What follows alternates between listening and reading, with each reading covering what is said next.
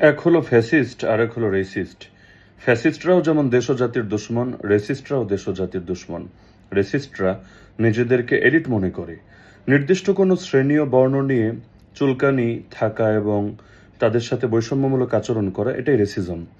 তো বাংলাদেশে যদিও শ্বেতাঙ্গ এবং কৃষ্ণাঙ্গের মধ্যে যে বর্ণবাদ বা রেসিজম, সেটা দেখা সচরাচর পাওয়া যায় না, কিন্তু হুজুর শ্রেণী দেখলেই এক শ্রেণীর মানুষের গায়ে চুলকায় এবং প্রতিটা ক্ষেত্রে তারা ইসলামপন্থীদেরকে পিছিয়ে রাখতে চায়, তাদের সাথে বৈষম্যমূলক আচরণ করে।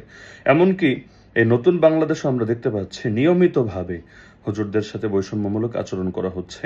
তো যেমনিভাবে রক্ত দিয়ে এই দেশকে ফ্যাসিবাদ মুক্ত করা হয়েছে, একইভাবে এই দেশকে রেসিজম মুক্তও করতে হবে, রেসিস্টদের হাত থেকেও দেশ ও জাতিকে রক্ষা করতে হবে। তবেই বৈষম্য মুক্ত বাংলাদেশ গড়া সম্ভব হবে।